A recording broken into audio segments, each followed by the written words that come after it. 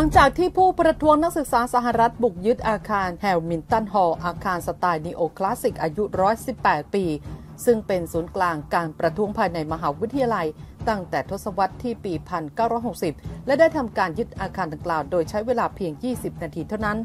ส่วนผู้ประท้วงที่อยู่ด้านนอกอาคารหลายร้อยคนก็ได้ช่วยกันหาสิ่งกีดขวางมาปิดกั้นประตูทางเข้าซึ่งก็มีผู้ประท้วงหลายคนต่างสวมหมวกกันน็อกแว่นตานิรภัยถุงมือและหน้ากากยืนคุมเชิงอยู่บริเวณทางเข้าด้วยล่าสุดตำรวจนิวยอร์กหลายสิบนายบุกเข้าไปในมหาวิทยาลัยโคลัมเบียในคืนวันอังคารตามเวลาท้องถิ่นหลังจากที่ได้รับจดหมายจากอธิการบดีมหาวิทยาลัยร้องขอให้ตำรวจเข้าคลี่คลายสถานการณ์หลังนักศึกษาจำนวนหนึ่งบุกยึดอาคารแฮมิลตันฮอลล์เมื่อช่วงเช้ามืดพร้อมกับล็อกประตูและใช้โต๊ะเก้าอี้ตู้ขายสินค้าอัตโนมัติปิดทางเข้าต่างๆบนชั้น2ภาพที่เผยแพร่บนสื่อสังคมออนไลน์และจากสำนักงานตำรวจนิวยอร์กแสดงให้เห็นวินาทีปฏิบัติการสลายม็อบนักศึกษาแบบที่ไม่ได้เห็นกันบ่อยนักในสหรัฐเริ่มตั้งแต่กองกำลังตำรวจในชุดปฏิบัติการเคลื่อนพลเข้าไปในสถานศึกษาและใช้รถเครนที่ปกติใช้ในภารกิจกู้ชีพเหตุเพลิงไหม้พาดบันไดไปยังหน้าต่างชั้นที่2และลอดตัวเข้าไป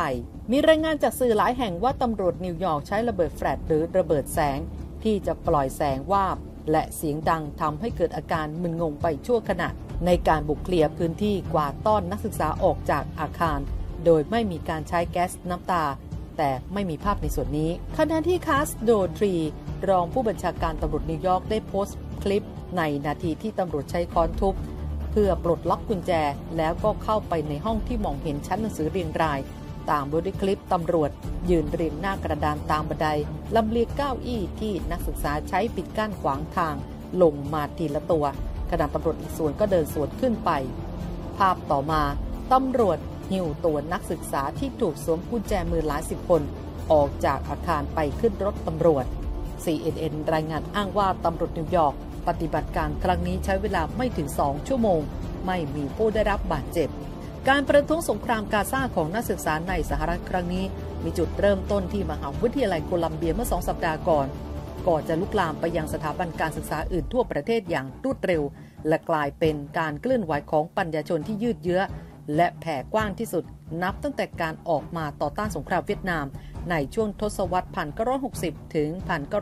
1970 อีกด้านก็เป็นโจทย์ที่ท้าทายของผู้บริหารมหาวิทยาลัยที่ต้องพยายามหาจุดลงตัวระหว่างเสรีภาพในการแสดงความเห็นกับการร้องเรียนว่าการชุมนุมเลยเถิดเป็นกระแสต่อต้านและเกลียดยิว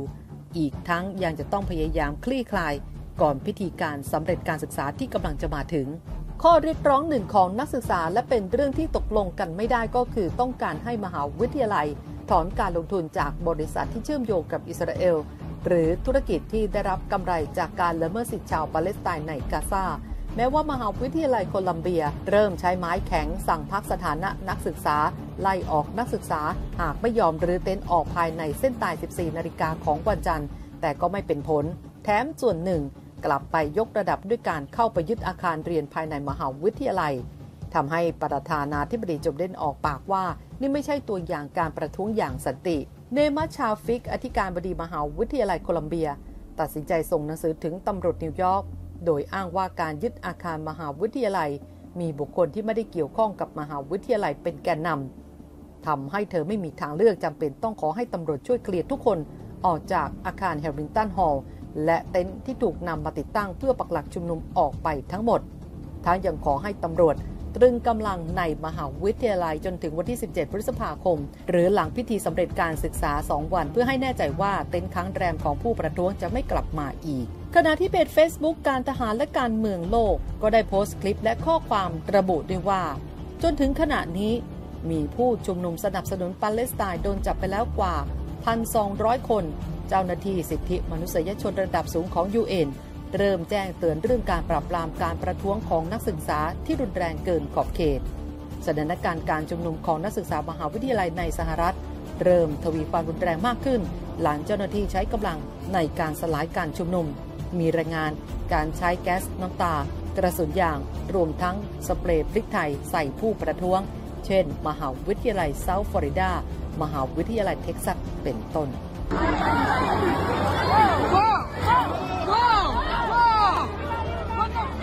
Get up.